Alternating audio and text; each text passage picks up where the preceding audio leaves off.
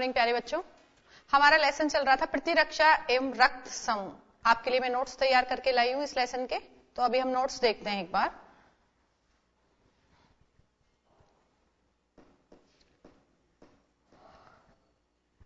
प्रतिरक्षा एवं रक्त समूह लेसन नंबर 4। हम इसमें मैंने आपको कुछ समझा दिया था। आज पहले नोट्स दिखाऊंगी, फिर बचा हुआ नेक्स्ट टर्न पर समझाऊंगी, तो आप पहले नोट्स नोट डाउन कर लीजिएगा। प्रतिरक्षा एवं रक्त समूह। प्रतिरक्षा विज्ञान रोगाणुओं के उन्मूलन हेतु शरीर में होने वाली क्रियाओं और संबंधित तंत्र का अध्ययन। परिभाषा लिखिए बच्चों, बुक में आपके में बहुत बड़ी परिभाषा है, तो इसको शॉर्टकट किया है, तो देख लीजिए। प्रतिरक्षा विज्ञान क्या है? रोगाणुओं के उन्मूलन यानी कि रोगाणुओं से बचाव हेतु शरीर में होने वाली क्रियाओं और संबंधित तंत्र का अध्ययन। शरीर में पाए जाने वाले प्रतिरक्षात्मक अंग कौन कौन से हैं जो हमें प्रतिरक्षा प्रदान करते, इम्यूनिटी प्रदान करते हैं? वो है बच्चों थाइमस, लसीका पर्व, अस्थि मज्जा और यकृत। ये अंग हैं जो हमें क्या प्रदान करते हैं? प्रतिरक्षा। प्रतिरक्षा जो विधि है वो मैंने आपको बताई थी। एक विधि मैं आपको बता चुकी हूं, दूसरी नेक्स्ट टर्न पर आपको डिटेल में समझाऊंगी। अभी आप नोट कीजिएगा नोट्स बच्चों। प्रतिरक्षा विधियों के प्रकार दो विधियां हैं, एक तो स्वाभाविक थी, दूसरी थी उपार्जित। स्वाभाविक जन्मजात होती है, उपार्जित बाद में उपार्जित की जाती है। तो स्वाभाविक व उपार्जित प्रतिरक्षा। स्वाभाविक में हमने कई टाइप्स बताए थे बच्चों। स्वाभाविक प्रतिरक्षा के कारक भी बताए थे, और उसमें हमने कारक बताए थे आपको बच्चों। पहला कारक था भौतिक कारक। कौन सा था? भौतिक कारक।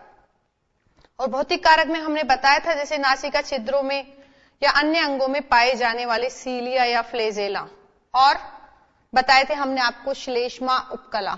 ये मैंने आपको बताए थे बच्चों स्वाभाविक प्रतिरक्षा के अंदर। दूसरा था इसी का स्वाभाविक प्रतिरक्षा का रासायनिक अवरोध। रासायनिक अवरोध में आपको बताया था बच्चों आमाशय। आमाशय में अम्ल पाया जाता है, हाइड्रोक्लोरिक अम्ल। वो क्या करता है? अगर खाने के साथ कुछ जीवाणु हमारे पेट में चले जाते हैं तो उन जीवाणुओं को नष्ट करता है। और आमाशय और योनि में जो अम्लीय वातावरण होता है वो भी बैक्टीरियाओं को क्या करता है? नष्ट करता है बच्चों। ऐसे ही इसी प्रकार हम देख सकते हैं लार में, आंसू में, पसीने में, इनमें सभी में क्या पाए जाते हैं? रासायनिक अवरोध पाए जाते हैं, और उनसे क्या होता है? रोगाणुओं से हमारी रक्षा की जाती है।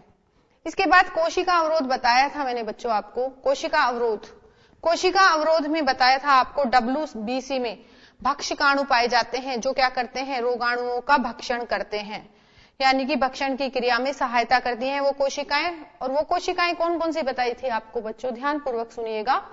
मोनोसाइट, न्यूट्रोफिल और मैक्रोफेज, ये सारी कोशिकाएं मैंने आपको बताई थी किसमें? कोशिका अवरोध में। इसके बाद आपको ज्वर व सूजन भी बताया था। तो मैंने आपको बताया था बच्चों कि बॉडी अपने आप ही क्या करती है? टेम्परेचर इंक्रीज करती है, और टेम्परेचर इंक्रीज करके उन रोगाणुओं को नष्ट करने का प्रयास करती है।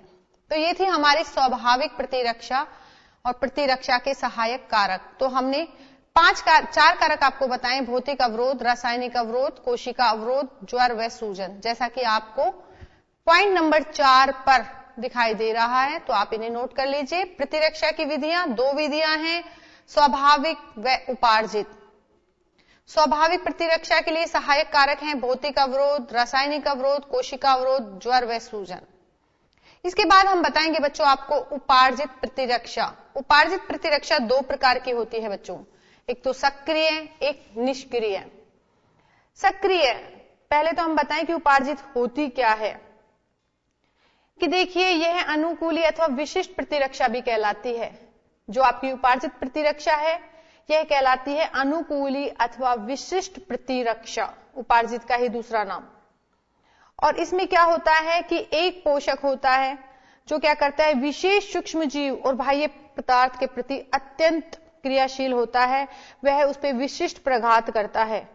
और ये जो प्रतिरक्षा होती है इसमें एंटीबॉडीज बनते हैं बच्चों। एंटीबॉडीज यानी कि प्रतिरक्षी बनते हैं इस प्रकार की सक्रिय ये जो उपार्जित प्रतिरक्षा है उसमें। एंटीबॉडी क्या करती है? एंटीजन के साथ विशिष्ट प्रकार की अभिक्रिया करती है और इन अभिक्रियाओं के कारण ही क्या होता है?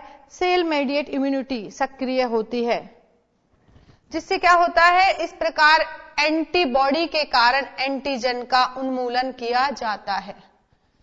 तो ये हमारी उपार्जित है। उपार्जित में क्या है? हमें बाहर से प्रतिरक्षा के लिए क्या करना पड़ता है? देखिए, एंटीबॉडीज का निर्माण करना पड़ता है। ये एंटीबॉडीज एंटीजन को खत्म करती हैं और ये उपार्जित प्रतिरक्षा है, ये दो प्रकार की है, एक तो सक्रिय, दूसरी निष्क्रिय। अब सक्रिय में देखें तो सक्रिय में क्या होता है कि इस प्रकार की प्रतिरक्षा में शरीर में जो एंटीजन प्रवेश करता है या शरीर में जो एंटीजन होता है उसके विरुद्ध एंटीबॉडीज निर्माण होता है, शरीर बनाता है खुद एंटीबॉडीज, और ये एंटीबॉडीज क्या करती हैं? इस विशिष्ट एंटीजन को क्या करती हैं?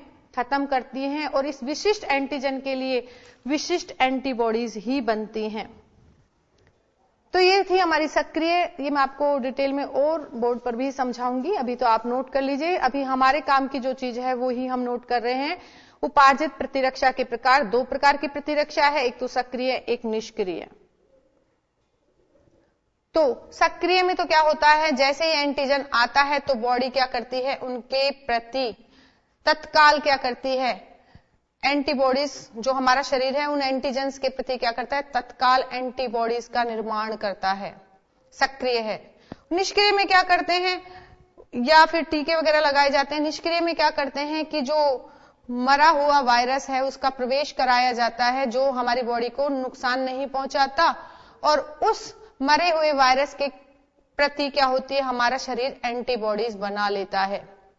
इन फ्यूचर जब भी जरूरत पड़ती है तब वो एंटीबॉडीज क्या करती है? आने वाले एंटीजन को खत्म करती हैं। जैसे टिटनेस का टीका होते ही बच्चे को लगाया जाता है, टिटनेस का टीका, जिससे इन फ्यूचर उसमें एंटीबॉडीज बन जाती है कि इन फ्यूचर कभी भी टिटनेस से ग्रसित हो कोई भी, तो क्या होता है? वो एंटीबॉडीज उस टिटनेस के वायरस को खत्म कर देती है। टिटनेस का टीका लगाया जाता है।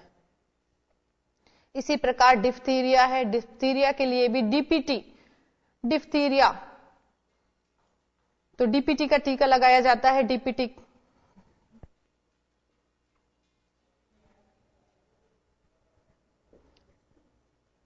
का टीका लगाया जाता है बच्चों। तो निष्क्रिय में क्या होता है? डिप्थीरिया और टिटनेस का टीका लगाया जाता है। तो ये थी हमारी दो प्रकार की प्रतिरक्षा, एक तो स्वाभाविक और एक उपार्जित। स्वाभाविक में हमने सहायक कारक बता दिए थे, उपार्जित में हमने उपार्जित के भी दो भाग बताए, एक सक्रिय, दूसरा निष्क्रिय। बच्चों आप नोट करते हुए चलिए, इनको शायद आपने नोट कर ली होगी। मैंने 5 पॉइंट्स ऊपर बताए, ये 5 पॉइंट्स आपने नोट कर लिए होंगे। तो उपार्जित प्रतिरक्षा के दो प्रकार हैं, सक्रिय और निष्क्रिय। अब देखिए बच्चों, हम बार बार रोगाणु रोगाणु रोगाणु कह रहे हैं, तो रोगाणु क्या है? रोगाणु एक एंटीजन है जो प्रोटीन के बने होते हैं। तो देखिए, एंटीजन, प्रतिजन। सामान्यतः बाहरी रोगाणु, जो बाहर से रोगाणु आते हैं या कोई पदार्थ बाहर से जो हमारी बॉडी में प्रवेश करता है, जो हमारे शरीर में प्रवेश करता है, तो शरीर में प्रवेश करने के बाद प्रतिरक्षी का उत्पादन करने के लिए प्रेरित करता है। जैसे ही रोगाणु हमारे शरीर में प्रवेश होंगे, कोई बाहरी पदार्थ प्रवेश होगा, ऐसे ही क्या होगा? हमारी बॉडी क्या करती है? उसके खिलाफ एक्शन लेती है, और एक्शन के दौरान क्या होता है? प्रतिरक्षी यानी कि एंटीबॉडीज बनाने के लिए प्रेरित होती है। और ये प्रेरणा कौन देते हैं? बाहर से आने वाले रोगाणु या पदार्थ। और ये जो बाहर से आने वाले रोगाणु या पदार्थ हैं जो एंटीबॉडीज के निर्माण को प्रेरित करते हैं, उन्हें क्या कहा जाता है बच्चों? एंटीजन या प्रतिजन कहा जाता है। क्या कहा जाता है? एंटीजन या प्रतिजन। देखिए, हमारे शरीर में जो बी लिम्फोसाइट्स है, बी लिम्फोसाइट्स है, जैसे ही रोगाणु प्रवेश करता है हमारी बॉडी के अंदर, जैसे ही रोगाणु प्रवेश करता है तो बी लिम्फोसाइट्स क्या करती हैं? प्लाज्मा कोशिकाएं होती हैं। जो प्लाज्मा कोशिकाएं, हम आपको बता सकते हैं कि जो शरीर में प्रविष्ट होने के पश्चात बी लसिका यानी कि बी लिम्फोसाइट्स को प्रतिरक्षी उत्पादक प्लाज्मा कोशिका में रूपांतरित कर प्रतिरक्षी उत्पादन हेतु प्रेरित किया जाता है। प्लाज्मा कोशिका जो सेल है उसको बनाने के लिए प्रेरित किया जाता है। जो हमारा प्रतिरक्षी है, जो एंटीबॉडी है, वो भी प्रोटीन की बनी हुई है और एंटीजन भी क्या होते हैं, प्रोटीन के बने हुए होते हैं। देखिए बच्चों, एंटीजन आप बोर्ड पर जो लिखा हुआ है, जो स्क्रीन पर आ रहा है, उसे नोट कीजिएगा। एंटीजन सामान्यतः बाहरी रोगाणु या पदार्थ जो शरीर में प्रवेश करने के बाद प्रतिरक्षी उत्पादन को प्रेरित करते हैं, एंटीजन या प्रतिजन कहलाते हैं। प्रतिजन का आणविक भार होता है, इनका भार होता है, आणविक भार, अणुओं का भार होता है, वो होता है 6000 डाल्टन। कितना होता है बच्चों? 6000 डाल्टन या इससे अधिक। एंटीजन है, एंटीजन्स हैं, तो उनका जो आणविक भार है वो है बच्चों 6000 डाल्टन या इससे अधिक। एंटीजन विशिष्ट प्रतिरक्षी के साथ संयोजित होकर प्रतिजन प्रतिरक्षी प्रतिक्रिया करते हैं। देखिए, प्रतिजन यानी कि एंटीजन आ गया। अब हमारी बॉडी ने क्या किया, उसी एंटीजन के लिए, हमारे जो शरीर है उसमें बहुत सारी एंटीबॉडीज ऑलरेडी होती हैं, लेकिन जब बाहर से कोई रोगाणु आता है तो हमारा शरीर क्या करता है, विशिष्ट प्रतिरक्षी उत्पन्न करता है। ये विशिष्ट प्रतिरक्षी क्या करती हैं, प्रतिजन के साथ संयोजित हो जाती हैं, या दूसरी भाषा में बोले तो प्रतिजन विशिष्ट प्रतिरक्षी के साथ संयोजित होकर दोनों के बीच में क्रिया हो जाती है, तो प्रतिजन प्रतिरक्षी प्रतिक्रिया करते हैं। ये आपस में क्या करते हैं, क्रिया करते हैं। और फिर बाद में क्या होता है कि प्रतिरक्षी क्या करती हैं, इस प्रतिजन को खत्म कर देते हैं। अब देखिए, जहां पर एंटीजन एंटीबॉडी से जुड़ता है, यानी कि प्रतिजन प्रतिरक्षी से जुड़ता है, उसे कहते हैं प्रतिजनी निर्धारक या एपिटोप। तो पॉइंट नंबर 4 में हम देखेंगे प्रतिजन एक विशिष्ट अंश, प्रतिजन एक विशिष्ट अंश जो प्रतिरक्षी से जुड़ते हैं। प्रतिजन के विशिष्ट अंश ही क्या होते हैं, एंटीबॉडी से यानी प्रतिरक्षी से जुड़ते हैं, और उन्हें हम कहेंगे प्रतिजनी निर्धारक या एपिटोप। क्या कहेंगे, प्रतिजनी निर्धारक या एपिटोप। एंटीजेनिक डिटर्मिनेटर और एपिटोप, प्रतिजनी निर्धारक और एपिटोप। अगर आपसे कोई पूछ ले, बताइए कि एंटीजन में या प्रतिजन में एपिटोप क्या है, तो हम बताएंगे कि प्रतिजन के विशिष्ट अंश हैं जो प्रतिरक्षी से जुड़ते हैं, उन्हीं को हम प्रतिजनी निर्धारक या एपिटोप कहते हैं। एक प्रोटीन में पाए जाने वाले एंटीजनी निर्धारक, देखिए एंटीजन क्या है, एक प्रोटीन है और इसमें क्या होंगे, एंटीजनी निर्धारक या प्रतिजनी निर्धारक होंगे, और इनकी संख्या जो होगी वह कहलाएगी एंटीजनी संयोजकता या एंटीजनी वैलेंसी। तो एंटीजनी वैलेंसी क्या है कि जो हमारा जो शरीर में जो एंटीजन है, प्रोटीन है, उसमें क्या होते हैं, एंटीजनी निर्धारक होते हैं, उनकी टोटल संख्या जो होती है वो कहलाती है आपकी एंटीजनी संयोजकता। एंटीजनी संयोजकता। अगर आपसे कोई पूछ ले कि CMI क्या है, तो CMI है सेल मीडिएट इम्यूनिटी।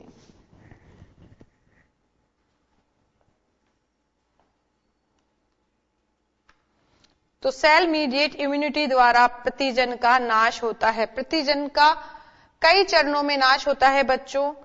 तो पहले तो क्या होता है कि एंटीजन अंदर जो है और बाहर जो है उनमें विभेद होता है। देखिए बच्चों, अभी वक्त तो चला है ब्रेक का, ब्रेक के बाद आगे इसे कंटिन्यू रखते हैं।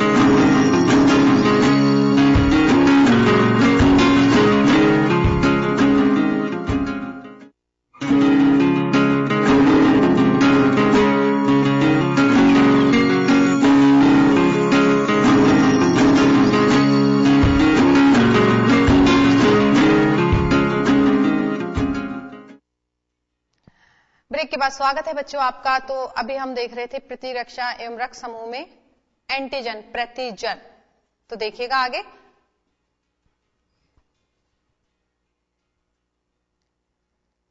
तो देखिए कि जो बाहर से रोगाणु या पदार्थ प्रवेश करता है उसे हम एंटीजन कहते हैं, और इन एंटीजन का भार होता है 6000 डाल्टन या इससे अधिक। ये क्या करते हैं एंटीजन, जो हमारे शरीर में विशिष्ट प्रतिरक्षी बनती है उनके साथ संयोजित हो जाते हैं और प्रतिजन प्रतिरक्षी प्रतिक्रिया करते हैं। एंटीजन के विशिष्ट अंश ही प्रतिरक्षी से जुड़ते हैं, इन्हें हम प्रतिजनी निर्धारक या एपिटॉप कहते हैं। जो एंटीजन है ये एक प्रोटीन है, और इस प्रोटीन में एंटीजनी निर्धारकों की संख्या, जितने भी एंटीजनी निर्धारक होंगे यानी कि जो विशिष्ट अंश हैं जो एंटीबॉडी से जुड़ते हैं, उनकी संख्या कहलाती है एंटीजनी संयोजकता या एंटीजनी वैलेंसी कहलाती है। सेल मीडिएट इम्यूनिटी द्वारा क्या किया जाता है, एंटीजन का नाश किया जाता है। आपको डिटेल इसकी मैं आपको बताऊंगी नेक्स्ट टर्न पे, अभी आप इतना नोट कर लीजिए बच्चों।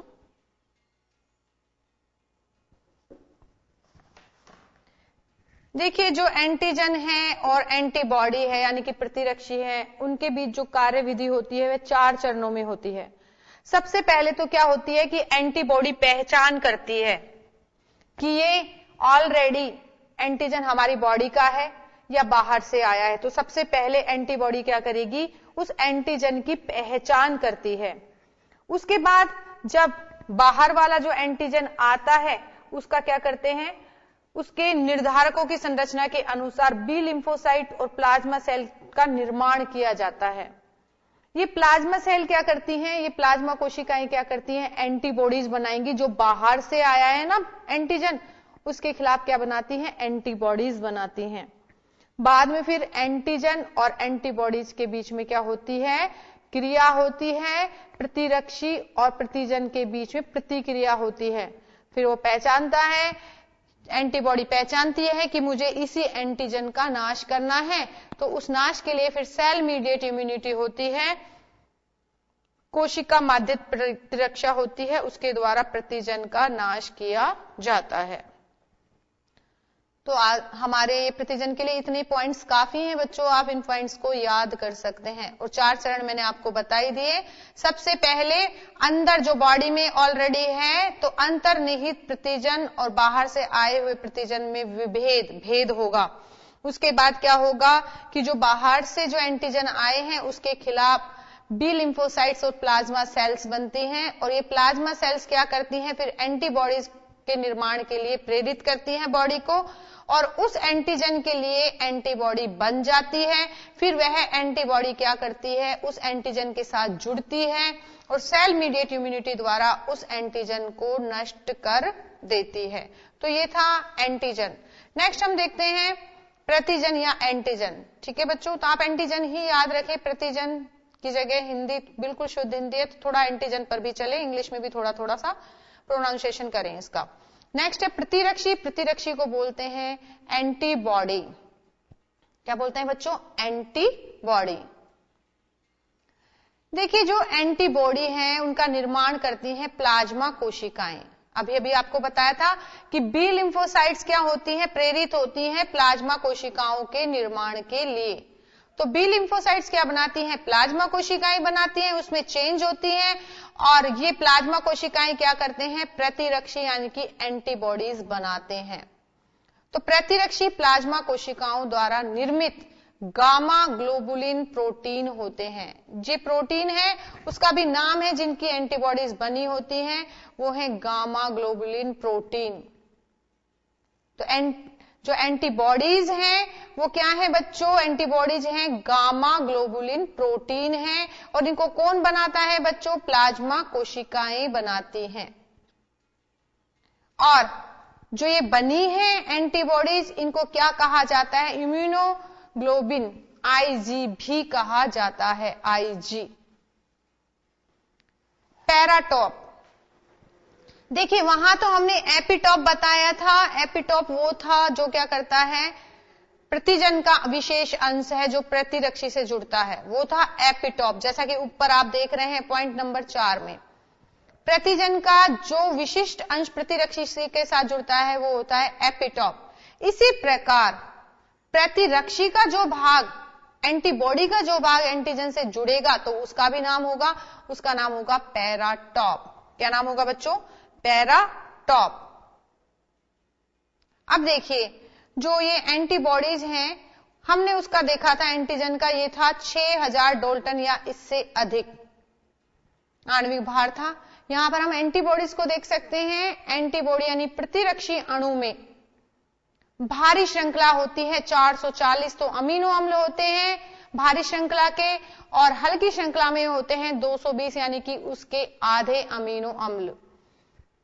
आपको बच्चों पता होना चाहिए, जो प्रोटीन है वह बना होता है अमीनो अम्लों का। किसका बना होता है? अमीनो अम्लों का। और प्रतिरक्षी किसकी बनी हुई है? प्रोटीन की। तो प्रतिरक्षी बनी हुई है प्रोटीन की, तो प्रतिरक्षी में भी क्या होंगे? अमीनो अम्ल होंगे। और ये अमीनो अम्ल दो श्रृंखला में होते हैं, एक तो भारी श्रृंखला में, दूसरा हल्की श्रृंखला में। भारी श्रृंखला में होते हैं 440 अमीनो अम्ल और हल्की श्रृंखला में होते हैं 220। तो बच्चों देखिएगा, आप इसे नोट कर लीजिए पहले। एंटीबॉडीज का गामा ग्लोबुलिन प्रोटीन की बनी हुई होती है, इसे इम्यूनोग्लोबुलिन भी कहा जाता है। और जहां पर एंटीबॉडीज एंटीजन से जुड़ती हैं उस भाग को कहा जाता है पैराटॉप।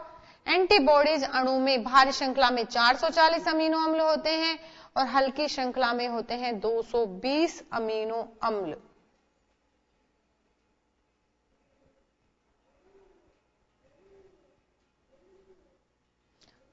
तो यहां पर हम चित्र देख रहे हैं प्रतिरक्षी का, प्रतिरक्षी की संरचना है।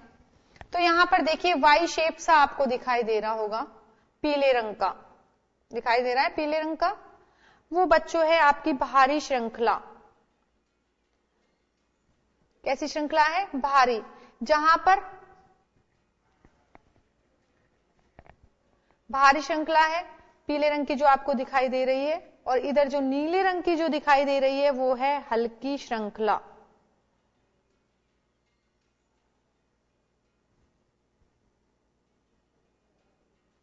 भारी को H से शो करते हैं, तो ऊपर वाला भाग है जो एंटीबॉडी का वो होगा VH। आगे जाके इसके 3 भाग हो जाते हैं, CH1, CH2 और CH3। बीच में देखिए तो यहां पर देखिएगा बच्चों SS दिखाई दे रहा है आपको, SS। ये है सल्फाइड बंध, डाई सल्फाइड बंध हैं ये बच्चों। और जहां पर ये डाई सल्फाइड बंध बन रहे हैं उनको कहते हैं हिंज क्षेत्र। क्या कहेंगे बच्चों? हिंज क्षेत्र। जो मुड़ रही है, जहां से वाई की शेप मुड़ रही है वो होगा बच्चों हिंज क्षेत्र। अब देखिए बच्चों, आप देखेंगे ऐसे ही हल्की श्रृंखला में जो लाइट ब्लू हैं उनके भी 2 भाग होते हैं, एक तो VL और दूसरा CL। जो VL भाग है बच्चों, और ऐसे ही जो VH भाग है वहां पर प्रतिजन का क्रिया स्थल होता है। यहां पर क्या करता है? एंटीजन क्या करता है? क्रिया करता है। चित्र में आप देख सकते हैं बच्चों।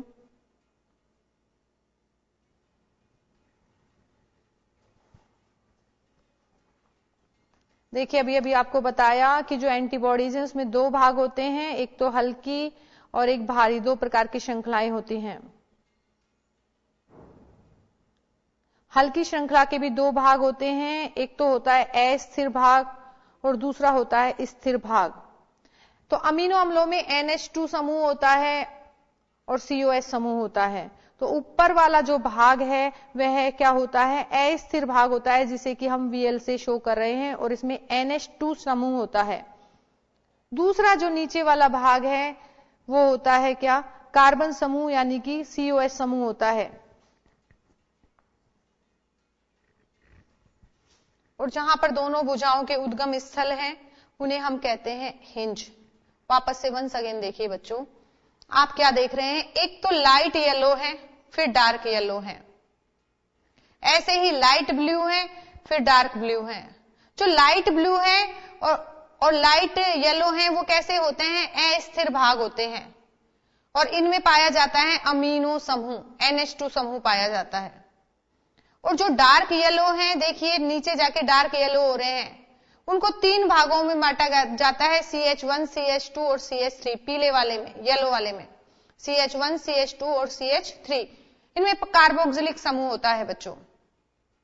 जो ऊपर वाले भाग हैं जो लाइट में दिखाई दे रहे हैं आपको, लाइट येलो और लाइट ब्लू, जिन पर ही आके क्या होते हैं? एंटीजन वर्क करते हैं, एंटीजन जुड़ते हैं।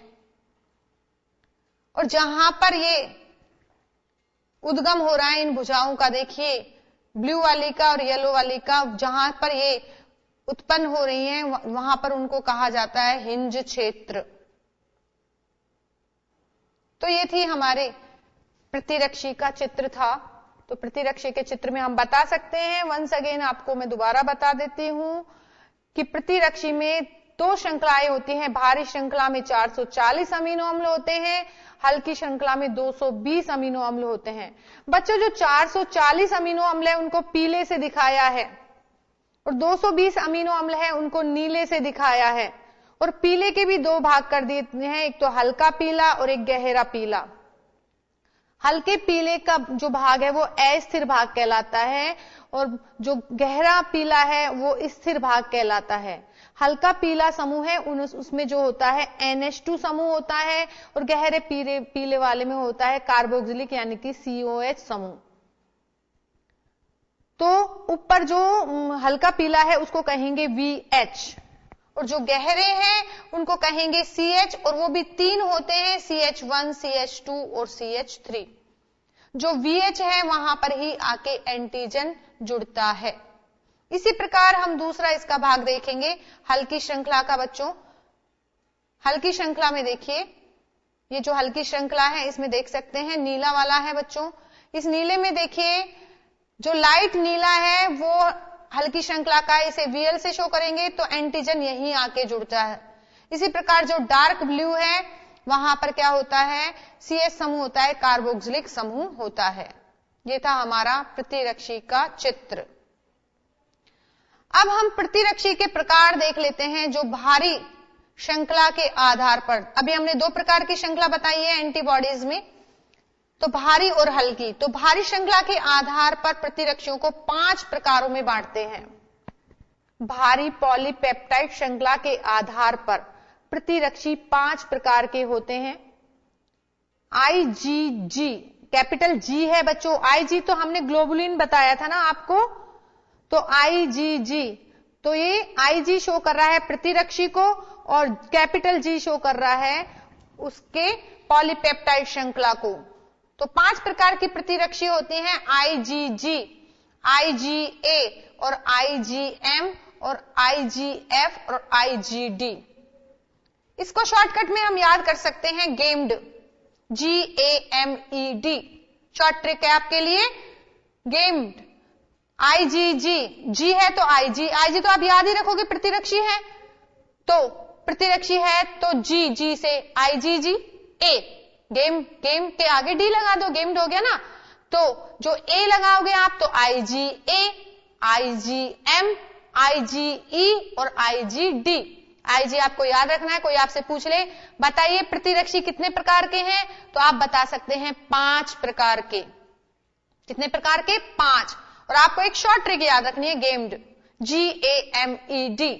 तो IG आपको लगाना है, बाकी इनमें से एक अल्फाबेट लेते चलेंगे। तो IgG, IgA, IgM, IgE और IgD। ये हो गई है हमारी 5 प्रतिरक्षी भारी पॉलीपेप्टाइड श्रृंखला के आधार पर। अब जो ये हमारी 5 प्रकार की हैं, तो इनमें कुछ प्रतिरक्षियों के क्या क्या काम है, और इस पे क्वेश्चन बनता है बच्चों बोर्ड में, बहुत इंपॉर्टेंट है। 5वां, 6वां, 7वां, 8वां, 9वां बहुत इंपॉर्टेंट है। अभी हमने इसकी संरचना देखी, वो इतनी इंपॉर्टेंट नहीं है जितने की ये हमारे इंपॉर्टेंट है। ये हमें याद रखना है कि कौन सी एंटीबॉडी क्या काम करती है या क्या काम आती है। तो आपको देखिएगा बच्चों, पहले याद करना है IgG, और एकमात्र प्रतिरक्षी है जो आंवल को पार कर भ्रूण तक पहुंच सकती है। देखिए बच्चों कि मां और शिशु जो गर्भ में है उनका कनेक्शन होता है प्लेसेंटा या आंवल के द्वारा। एक पतली नली होती है जो मां की नाभि और बच्चे की नाभि को एक दूसरे से जोड़ती है, और जिससे क्या होता है कि बच्चे को पोषण जाता है। पोषण कैसे जाता है? खाना सीधा थोड़ी ना जाएगा बच्चे तक, वो जाता है ब्लड के रूप में। ब्लड ही क्या ले जाता है? ग्लूकोज ले जाता है, अन्य प्रोटीन, अन्य विटामिन सब लेके जाता है। तो वो होती है प्लेसेंटा जो बच्चे को मां से जोड़ती है, और उसी प्लेसेंटा को बोलते हैं बच्चों आंवल। क्या बोलते हैं? आंवल। तो एक मात्र प्रतिरक्षी है, वो ही क्या होती है? मां के ब्लड के साथ प्लेसेंटा को पार करके भ्रूण तक पहुंचती है। तो कोई पूछ ले आपसे, कोई भी क्वेश्चन आ जाए कि भ्रूण तक कौन सी एंटीबॉडी पहुंचती है, तो हम बता सकते हैं IgG। ये प्लेसेंटा को पार करके भ्रूण तक, एम्ब्रियो तक पहुंचती है। अब आपके पास क्वेश्चन आ जाए नेक्स्ट कि मां के दूध में कौन सी एंटीबॉडी पाई जाती है। मां जब बच्चे को दूध पिलाया जाता है, होते ही बच्चे को कहा जाता है फर्स्ट दूध मां का जरूर पिलाना है। क्यों पिलाते हैं? उसमें क्या होती है कि ये प्रतिरक्षी होती है, एंटीबॉडी होती है जो आगे जाके बच्चे की रक्षा करती है, प्रतिरक्षा प्रदान करती है। तो मां के दूध में पाए जाने वाला एक मात्र, मां के दूध में ही पाया जाएगा सिर्फ ये एक मात्र एंटीबॉडी है, जिसे हम कहेंगे IgA। या क्वेश्चन आ जाए IgA का क्या काम है, तो आप बताएंगे कि मां के दूध में पाए जाने वाला मात्र एक प्रतिरक्षी है ये। इसके बाद हम देख सकते हैं IgM। IgM ये क्या करता है? ये एक प्रथम प्रतिरक्षी उत्पादित होता है जो एंटीजन के साथ एक्शन करता है, अनुक्रिया करता है। IgE, अगर हमारे शरीर में कोई एलर्जी हो जाती है तो कौन सी एंटीबॉडी काम करेगी? IgE। तो एलर्जी क्रियाओं में भाग लेने वाली प्रतिरक्षी होगी IgE। इसी प्रकार मास्ट कोशिका पर जो पाई जाती है वो एंटीबॉडी है IgE। तो आपको बच्चों ये जरूर से जरूर ये पॉइंट्स हैं वो जरूर याद करने हैं। कितने प्रकार की एंटीबॉडीज होती हैं? 5। IgG, IgA, IgM, IgE, IgD। Short trick आपको बता दी, गेम्ड। और जो एक मात्र एंटीबॉडी कौन सी है जो क्या करती है? आंवल को यानी प्लेसेंटा को पार करके भ्रूण तक पहुंचती है, वो है IgG। और ज्यादातर क्वेश्चन यही आता है बच्चों की मां के दूध में कौन सी एंटीबॉडी पाई जाती है, तो आप बता सकते हैं IgA। कौन से बता सकते हैं? IgA। और एंटीजन के खिलाफ सबसे पहले जो प्रथम उत्पादित एंटीबॉडी है वो है IgM। यही अन्य एंटीबॉडीज को बनाएगी। तो सबसे पहले एंटीजन के प्रति जो खिलाफ जो बनाई जाती है, प्लाज्मा सेल्स जो बनाते हैं, वो बनती है IgM। एलर्जी के लिए जो एंटीबॉडी है वो है बच्चों IgE। मास्ट कोशिका पर जो पाई जाती है वो एंटीबॉडी है IgE। तो इस तरीके से हम देख सकते हैं बच्चों, ये हमारे शरीर में पाई जाने वाली एंटीबॉडीज हैं। एक तो आगे हम थोड़ा सा रक्त समूह के बारे में शॉर्टकट में बता देते हैं। रक्त समूह, इसकी जो वर्गीकरण दिया, इसकी जो खोज की थी वो की थी कॉल लैंडस्टीनर ने। आरबीसी की सतह पर यानी कि रेड ब्लड सेल्स पर भी एंटीजन्स पाए जाते हैं। 2 एंटीजन हैं, A और B। ये एंटीजन कहां पाए जाएंगे, कहां नहीं पाए जाएंगे, उनके हिसाब से रक्त समूह 4 प्रकार का होता है, A, B, AB और O। तो हम रक्त समूह एंटीजन और एंटीबॉडी बता सकते हैं। तो रक्त समूह है A, B, AB और O। जिसमें एंटीजन A होगा वो A रक्त समूह, जिसमें B होगा B, जिसमें दोनों होंगे एंटीजन वो होगा AB, और जिसमें दोनों ही एंटीजन नहीं होंगे वो होगा O। इसके विपरीत एंटीबॉडी होती है। तो A के लिए एंटीबॉडी होगी small b, capital B antigen के खिलाफ एंटीबॉडी होगी स्मॉल a। जहां दोनों एंटीजन होंगे तो उस रक्त समूह में एंटीबॉडीज होंगी ही नहीं, और O में एंटीजन है नहीं, इसलिए दोनों ही एंटीबॉडी होती हैं A और B। तो आज के लिए बच्चों इतना ही। नेक्स्ट टर्न पर आपको नेक्स्ट डिटेल में और समझा देती हूं। आज के लिए इतना। Thank you.